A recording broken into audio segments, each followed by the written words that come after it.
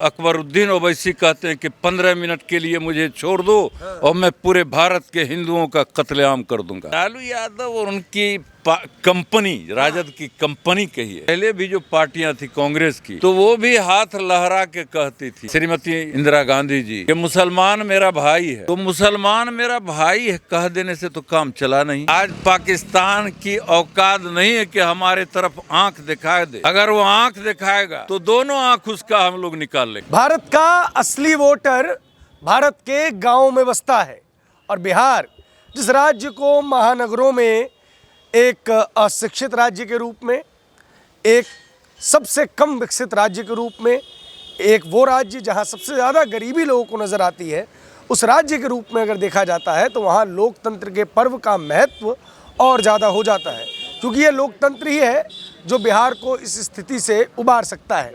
ऐसे में मैं आज एक मुस्लिम बहुल इलाके में हूँ। ये लड़वाड़ा जगह है। क्या नाम हुआ सर आपका? मैं डॉक्टर एहतिशामुल हक अंसारी हूँ। किसान और मजदूर, इन दोनों की बातें तो तमाम पार्टियां करती हैं, लेकिन कार्य कितना कर पाती है ये बड़ी चीज़ है। हर व्यक्ति किसानों की, मजदूरों की बात करता है और दूसरे पे आरोप लगाता है कि वो इसका ख्याल नहीं रख रहे, तो दूसरा कहता है ये इसका ख्याल नहीं रख रहे। 10 सालों से केंद्र में नरेंद्र मोदी की हुकूमत है, तो इस हुकूमत में किसानों की और मजदूरों के क्या हालात हैं? देखिए, माननीय नरेंद्र मोदी जी और बिहार में माननीय श्री नीतीश कुमार जी ने जो काम किया है वो सिस्टमेटिक ढंग का काम है। अच्छा। और एक नए युग में इन लोगों ने नया इनकलाब ला दिया। अच्छा। मेरी समझ से क्या लेके आगे? अब जैसे नए इनकलाब की बात हम करते हैं आपको, कि जब भारत के मुसलमान बाहर में जाकर के अपनी रोजगार चलाते थे, रोजगार करते थे अपनी रोजी रोटी अपने बच्चों के लिए, तो कुछ तो रहते सहते गलती सही हो ही जाती है। ये लोग सऊदी अरबिया यानी गल्फ कंट्रीज में रहते थे। तो जब मोदी जी गल्फ कंट्रीज में शाह सलमान साहब के यहाँ पहुँचे, तो इन्होंने उनसे अनुरोध किया कि मेरे भारत के मुसलमानों को आप जेल में बंद रखे हुए हैं, मेरा दिल रोता है।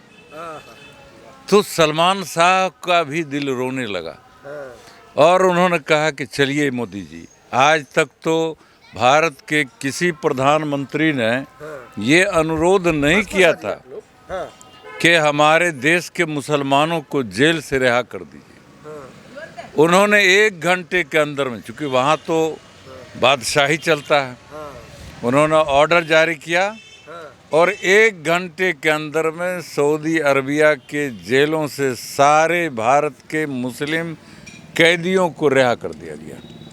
लेकिन उसी नरेंद्र मोदी के बारे में इस देश की तमाम पॉलिटिकल पार्टीज, चाहे बिहार में राजद हो, चाहे मुकेश सहनी की वीआईपी हो, चाहे अखिलेश यादव हो, चाहे राहुल गांधी हो, वो कहते हैं कि इनकी सरकार मुस्लिम विरोधी है। मुस्लिम विरोधी है ये सरकार। बहुत अच्छे सवाल आपने किया है। देखिए, होता क्या है कि कभी कभी सिचुएशन, बाबू जरा सुनो तुम लोग, सिचुएशन ऐसा क्रिएट ये लोग करते हैं, विपक्ष के लोग, कि मुल्क के अंदर हमेशा मुसलमानों को सरकार से दूर रखने का काम करते हैं। अच्छा। चूँकि जब सुनते होंगे कि बिहार में एक ऐसी जाति, भूमिहार जाति है, किसी की सरकार हो, बिहार में भी मंत्री वही रहेंगे और भारत सरकार में भी मंत्री वही रहते हैं। लेकिन इधर 10 साल से आप देखिएगा कि न तो बिहार में मुसलमान मंत्री रहते हैं, न भारत सरकार में मुसलमान मंत्री रहते हैं। उसकी वजह बड़ी साफ है कि कोई हिस्सा देगा तो कैसे देगा? आपकी कुछ पूंजी तो लगनी चाहिए। आपको तो दिल दिमाग में बैठा दिया गया और सवेरे मुस्लिम मोहल्ले के गुलगुल्ला की दुकान पर और चाय की दुकान पर आप चले जाइए पूरे भारत में, तो सो के उठेगा और मोदी जी के खिलाफ बोलना शुरू कर देगा। तो सरकार की जो पॉलिसीज़ हैं वो सीबीआई उसका पता लगा लेती है।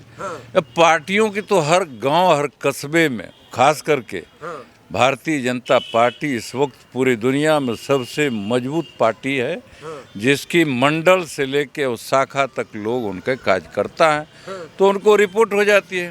और मुसलमान ये सोच रहा है मुसलमान आपके बारे में सोच रहा और ये कर रहा, नतीजा होता है कि वो हिस्सेदारी से बेदखल हो जाते हैं। बहुत पहले हमने हाथी के दांत को देखा था कि अल्पसंख्यक प्रेम का जो ढोंग था, तो इससे पहले भी जो पार्टियां थी कांग्रेस की, तो वो भी हाथ लहरा के कहती थी, श्रीमती दिवंगत नेता भारत की इंदिरा गांधी जी, कि मुसलमान मेरा भाई है।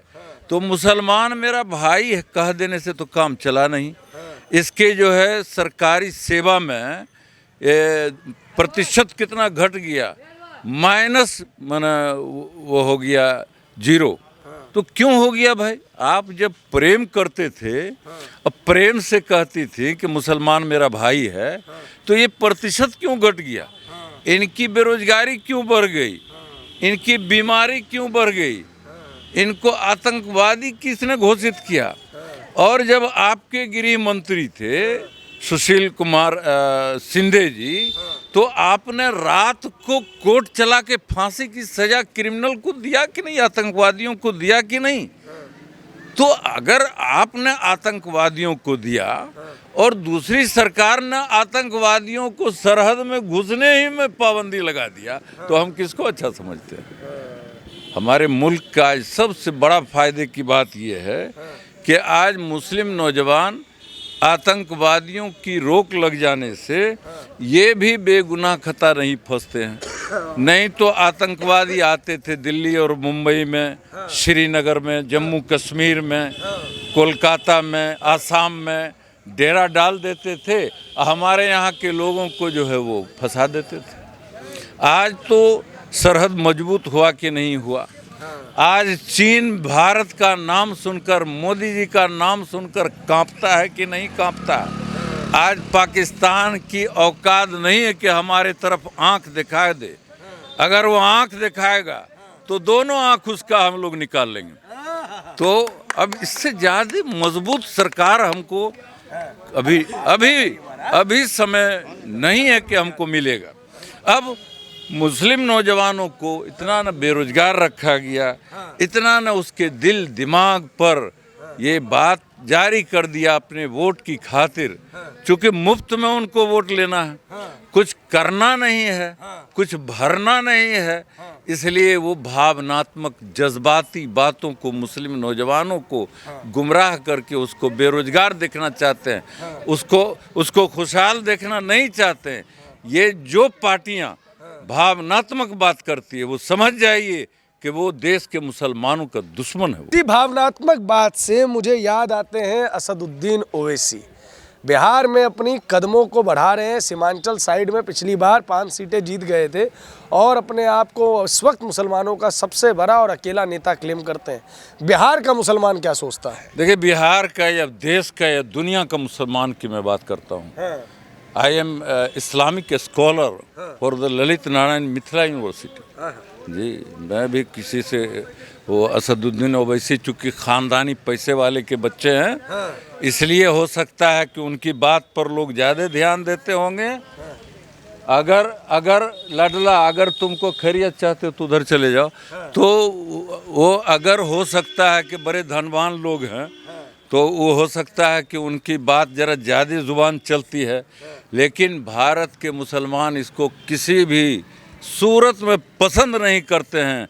जैसे उनके भाई अकबरुद्दीन ओवैसी कहते हैं कि 15 मिनट के लिए मुझे छोड़ दो और मैं पूरे भारत के हिंदुओं का कत्लेआम कर दूंगा। ये बात भारतीय मुसलमान को किसी भी कीमत पर पसंद नहीं है। यहाँ के हिंदू और मुसलमान दोनों जो है लोकतंत्र पर, प्रजातंत्र पर विश्वास रखता है, और प्रजातांत्रिक तरीके से आप जीत गए तो मुझे कोई दिक्कत नहीं है। आपकी भी एक पार्टी है, लेकिन ये पार्टी कभी मुसलमानों का भला इसलिए नहीं कर सकता है कि देश में एक जाति को लेकर अगर कोई भी चलेगा तो उसकी सरकार कभी न स्टेट में बनेगी, न प्रमंडल में बनेगा, न देश में बनेगा, न दुनिया में वो मुंह दिखाने के लायक रह सकेगा। हम तो माननीय बड़े भाई मोहतरम जनाब असदुद्दीन ओवैसी साहब से कहते हैं कि उन्होंने मुजफ्फरपुर के कुडनी में अपने उम्मीदवार को चुनाव लड़ाया, पिछवाए चुनाव, तो 2400 मात्र वोट आया।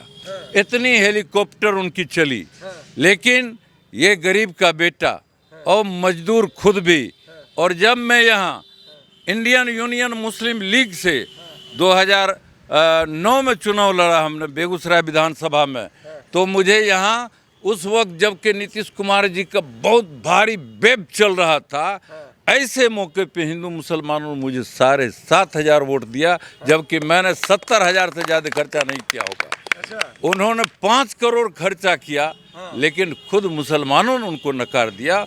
और कुडनी में और जगहों में, ये तो जो मुस्लिम बहुल क्षेत्र है, वहाँ ये जज्बाती तकरीर उनकी काम आ जाती है और मुसलमानों को वो गुमराह कर रहे हैं। इतना जज्बाती होता क्यों है कि तकरीरों में बह जाता है? बात है, मुसलमानों को तो बर्बाद कर दिया 1900 क्या कहते हैं कि 34 में ही। जो नैरेटिव है कि मुस्लिम वोट MY समीकरण में, इसमें यादव तो थोड़ा सा अब परहेज कर रहे हैं, लेकिन M समीकरण पूरा जाएगा राजद की तरफ। अब बहुत अच्छी बात है कि इश्क जब एक तरफ हो तो सजा देता है, इश्क जब दोनों तरफ हो तो मजा देता है।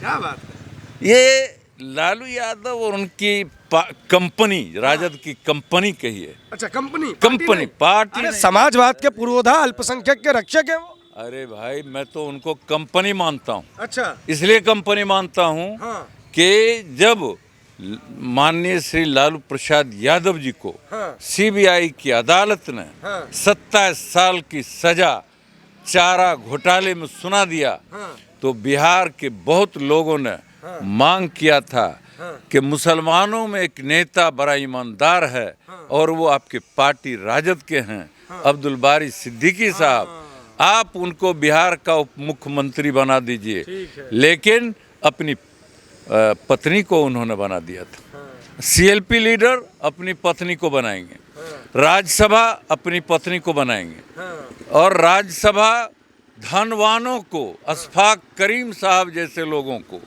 जो पार्टी को 10 करोड़ रुपया चंदा देगा, उनको बनाते हैं। और मुल्क के अंदर जो RSS का प्रोधा वाले लोग थे और भारत के सुप्रीम कोर्ट के सबसे बड़े एडवोकेट माननीय राम जेठमलानी जी को इन्होंने बना दिया। वोट गरीब का, और राज्यसभा में भेज दिया अपना RSS के राम जेठमलानी जी को, सिर्फ इसलिए कि मेरे तमाम मुकदमे में सुप्रीम कोर्ट में पैसा नहीं लगेगा। तो ये इश्क एक तरफ चल रहा है। अब इन बेचारे गरीब गुरबा की बात करनी चाहिए, तो आप हिंदू और मुसलमानों की बात करते हैं। आपको गरीबों की बात होनी चाहिए।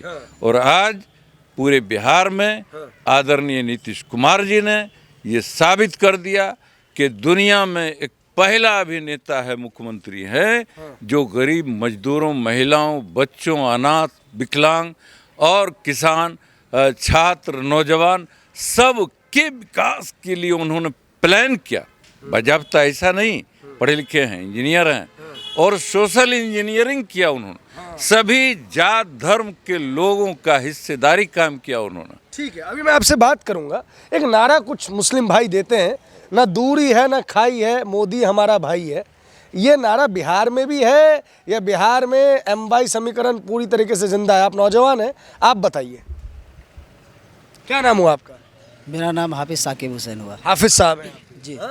तो बताइए, क्या है मोदी को लेके कुछ एक्सेप्टेंस बढ़ी है मुस्लिम समाज में या नहीं बढ़ी? आप तो हाफिज हैं, आप कई लोगों से मिलते होंगे। जी, हम बहुत लोगों से मिलते हैं। ऐसे हम स्टूडेंट हैं, ये सब चीज़ में उतना नॉलेज नहीं है। नॉलेज नहीं है? नहीं। चलिए ये बताइए, ग्रामीण स्तर पर लोगों को अन्न योजना, जो अनाज मिलता है, घर के लिए जो 2.5 लाख रुपया, फिर शौचालय के लिए पैसा, ये सब कुछ मिल रहा है कि नहीं मिल रहा है? जी मिल रहा है। मिल रहा है? हमको तो शुरुआत करा दी। जी मिल रहा है। मिल रहा है जी। आपका क्या नाम है भाई साहब? मेरा नाम रहमतुल्लाह अंसारी है। रहमतुल्लाह अंसारी साहब, क्या लग रहा है मोदी के लिए जो छवि बनाई जाती है, मुस्लिम विरोधी है, आप लोग क्या सोचते हैं इस पे? नहीं तो मुस्लिम विरोधी कहाँ, अभी तो माननीय प्रधानमंत्री जी जितने योजना को चलाए हैं और वो जो जिस काम को अंजाम दिए हैं इतनी बेहतरीन, जो अभी तो सारा सपोर्ट में है। अगर कोई उनको अभी नहीं सपोर्ट करता है तो बहुत बड़े गड्ढे में चल जाएंगे। क्योंकि अभी तक जो भी सरकार रही है वो सब लुटेरा रहा। अच्छा, लालू जी तो मसीहा कहते हैं खुद को। मसीहा कहते हैं, ये हिंदू मुस्लिम कहकर अपनी सरकार बनाया करते थे, लेकिन अब वो सब नहीं चलने वाला है उनका। अच्छा, क्या आप मोदी जी को वोट देंगे? बेशक हम लोग मोदी जी को वोट देंगे। क्यों? और मोदी जी इतना योजना चला रहे हैं। जिसको कहेंगे बिहार में उसको। हाँ, नीतीश जी जिनको कहेंगे बिहार में वोट हम लोग वहाँ देंगे। तो नीतीश जी अगर लालू जी के साइड चले गए तो उनको वोट देंगे? चले जाएंगे। हम लोग नीतीश जी को मानते हैं। नीतीश जी को मान। बस नीतीश कुमार के नेतृत्व में हम लोग वोट देंगे। हमको नहीं मालूम है कि भाजपा कौन है और मेरा दुश्मन कौन है। मेरा दोस्त बहुत मजबूत है, मेरे दुश्मन को हलाल कर देगा। कुछ काम वाम हुआ देश में 10 सालों में या नहीं हुआ? जी, काम तो हुआ ही है। क्या हुआ बताइए। अब जैसे शौचालय निर्माण, प्रधानमंत्री आवास योजना, बोलने दीजिए अब इनको। प्रधानमंत्री आवास योजना, अभी जो राशन ये 5 साल फ्री किया जा रहा है और सारा जनता खा रहा है। ऐसे महामारी लॉकडाउन के समय जितना परेशान रहा लोग, ये सरकार का हम लोग बहुत बड़ा धन्यवाद देते हैं, जो हम लोगों को उस भारी मुसीबत में महाकाल में उन्होंने बहुत बहुत सपोर्ट किया। बहुत बहुत सपोर्ट किया। जी।